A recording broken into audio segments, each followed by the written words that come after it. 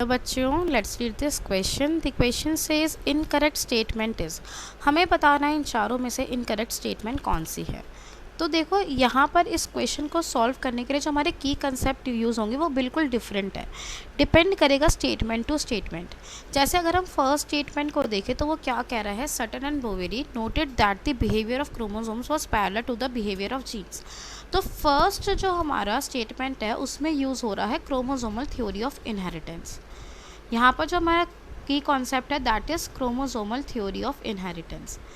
Basically क्या था, जो सटन और बोवेरी थे, अभी पहले हम इसको लिख लेते हैं फिर हम डिस्कस करते हैं।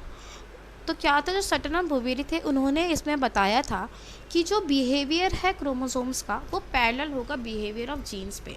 जैसे अगर हम किसी भी क्रोमोसोम की बात करते हैं, हम एक ह्यूमन की बात करते हैं तो डिप्लॉयड होता है ह्यूमन, जो है 2 एम्प्लॉयड ही होती है।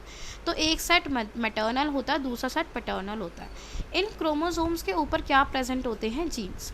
तो उन्होंने बताया था कि जो क्रोमोसोम्स का बिहेवियर होगा वो बिल्कुल पैरेलल चलेगा बिहेवियर ऑफ जीन्स पे, क्योंकि जो जीन्स है वो कहाँ पे प्रेजेंट होते हैं, क्रोमोसोम्स पे प्रेजेंट होते हैं। तो जो फर्स्ट स्टेटमेंट ने दी है वो तो करेक्ट है, फर्स्ट स्टेटमेंट क्या हो गई, करेक्ट हो गई। अब अगर हम सेकंड स्टेटमेंट को देखें, वो कह रहा है Drosophila melanogaster could be grown on simple synthetic medium in the laboratory.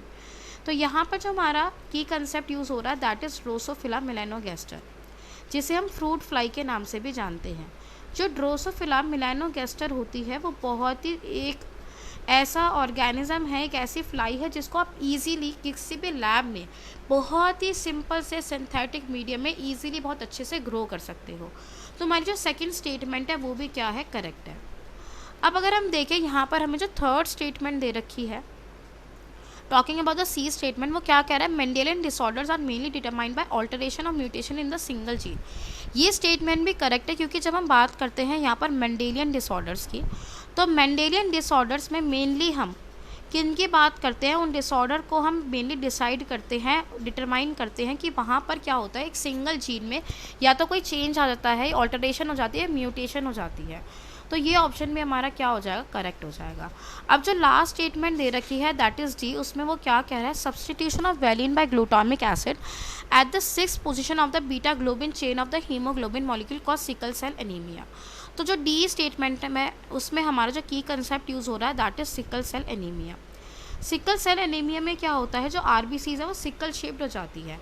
इसका रीज़न क्या होता है, यहाँ पर अगर हम देखें जो हीमोग्लोबिन की जो बीटा ग्लोबिन चेन होती है, हीमोग्लोबिन की जो बीटा ग्लोबिन चेन होती है उसकी 6th पोजीशन पे क्या होता है, जो ग्लूटामिक एसिड है, जो ग्लूटामिक एसिड है it is replaced by valine.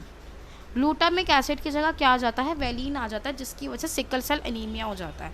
और यहाँ पर अगर हम देखें तो यहाँ पे क्वेश्चन में हमें दे रखा है substitution of valine by glutamic acid, नहीं, वैलिन की जगह ग्लूटामिक एसिड नहीं आता, जबकि ग्लूटामिक एसिड की जगह वैलिन आ जाता है, जिसकी वजह से जो बीटा ग्लोबिन चेन है हीमोग्लोबिन की उसमें चेंजेस आ गए और अल्टीमेटली जो हमारा आरबीसी है वो कैसे होती है, सिकल सेल हो जाती है, और इसकी वजह से सिकल सेल एनीमिया हो जाता है। तो हमें क्वेश्चन में इनकरेक्ट स्टेटमेंट पूछी थी, तो हमारा ऑप्शन क्या हो जाएगा, डी ऑप्शन। तो इस क्वेश्चन का, पूरे इस क्वेश्चन का जो हमारे पास करेक्ट आंसर आ रहा है that is option D. I hope you understood it well. Best of luck.